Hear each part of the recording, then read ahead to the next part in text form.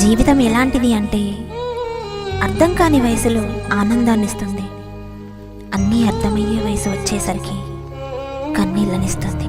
అలాంటి ఈ జీవితంలో మీరు ఎవరినైనా ఒక్కసారి హద్దులు దాటి ప్రేమిస్తే ఆ ప్రేమ మిమ్మల్ని జీవితాంతం వేధిస్తూనే ఉంటుంది. నా మనిషే కదా అని నేను అతిగా ఆశపడ్డాను. అందుకే ఈరోజు నేను కొన్నంత బాధతో ఒంటరిగా మిగిలిపోయాను. అందరికీ చెప్తున్నాను, గుర్తుంచుకోండి.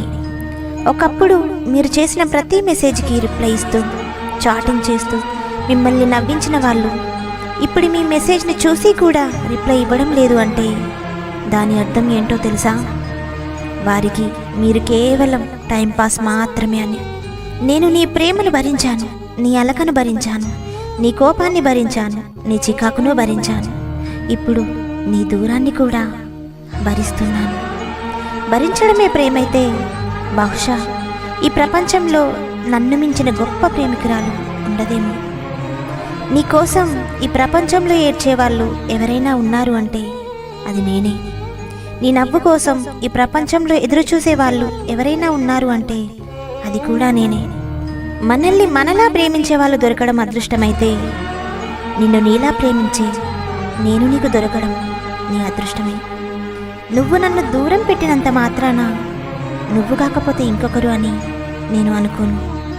ఎందుకంటే నేను ఎప్పుడైతే నిన్ను ఇష్టపడ్డానో అప్పుడే నా మనసుకి మాట ఇచ్చేశాను. నువ్వే నా జీవితమని, నీతోనే నా జీవితం మొత్తమని. అందుకే నువ్వు నన్ను అవాయిడ్ చేస్తున్నా నేను నిన్ను ఇష్టపడుతూనే ఉన్నాను. నీకు దగ్గరవ్వాలనే ప్రయత్నిస్తున్నా. నీకు నాకు మెసేజ్ చేసేంత టైం లేకపోవచ్చు, కానీ నీ మెసేజ్ కోసం ఎదురు చూసేంత ఓపిక నాకుంది. నాకు కోపం ఎక్కువ అని నువ్వు ఎప్పుడూ అంటూ ఉంటావు కదా. ఒక్కటి గుర్తించుకో, ప్రేమైనా కోపమైనా ఇష్టమైన వాళ్ళ మీదే చూపించగలం. అర్థం చేసుకుంటే అది ప్రేమ అవుతుంది, అపార్థం చేసుకుంటే అది టార్చర్లా అనిపిస్తుంది. తన ఇష్టాన్ని చూశాను, తన ప్రేమని చూశాను, తన కోపాన్ని చూశాను, తన చికాకుని చూశాను. ఇప్పుడు తన దూరాన్ని కూడా చూస్తున్నాను.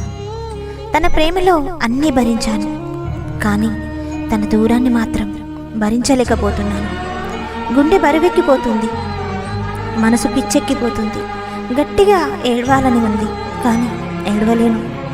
నా బాధని ఎవరికైనా చెప్పుకోవాలని ఉంది, కానీ చెప్పుకోలేను. నాలో నేనే నలిగిపోతున్నాను, నాలో నేనే కుమిలిపోతున్నాను. ఇక ఇంతేనేమో నా జీవితం. బాధను భరిస్తూ తన జ్ఞాపకాలను తలుచుకుంటూ ఇలాగే గడిపేయాలేమో. ఎంత మంచి బాండింగ్ ఉన్న రిలేషన్ అయినా సరే ఏదో ఒక చోట ఖచ్చితంగా ఆగిపోతుంది. అందులో నాది కూడా ఒకటి. మోసం అనే చోట దూరం చేసి వెళ్ళిపోయింది తను. తన పైన నేను చూపించింది సముద్రం అంత ప్రేమైతే తను నాపైన చూపించింది నీటి బిందువు అంత ప్రేమ కూడా లేదు. నా జీవితంలో సమాధానాలు లేని ప్రశ్నలు రెండు. తను నన్ను ఎందుకు వదిలేశాడో తెలియదు. నా మనసు ఇంకా తనని ఎందుకు మర్చిపోలేదో అర్థం కాదు. ఈ రెండు ప్రశ్నల నడుమ నలిగిపోతూ గడిపిన నిద్రలేని రాత్రులు ఎన్నో ఉన్నా ఇంకా తన కోసమే ఎదురు చూస్తూ ఉన్నా. తను మోసం చేశాడు అని తెలిసినా ఎదురు చూడడం తప్పే, కానీ ఏం చేయమంటావు? తన పరిచయం, తన జ్ఞాపకాలు అన్నీ నాతోనే శాశ్వతంగా ఉన్నాయి. అందుకే వదులుకోలేని ప్రేమని పెంచుకున్నాను. చివరికి ఇలా ఒంటరిగా మిగిలిపోయాను. జీవితం ఎలాంటిది అంటే అర్థం కాని వయసులో ఆనందాన్నిస్తుంది. అన్నీ అర్థమయ్యే వయసు వచ్చేసరికి కన్నీళ్ళనిస్తుంది.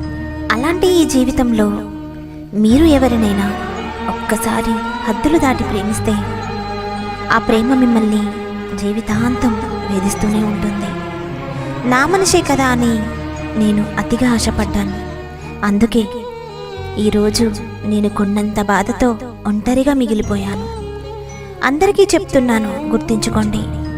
ఒకప్పుడు మీరు చేసిన ప్రతి మెసేజ్కి రిప్లై ఇస్తూ చాటింగ్ చేస్తూ మిమ్మల్ని నవ్వించిన వాళ్ళు ఇప్పుడు మీ మెసేజ్ని చూసి కూడా రిప్లై ఇవ్వడం లేదు అంటే దాని అర్థం ఏంటో తెలుసా?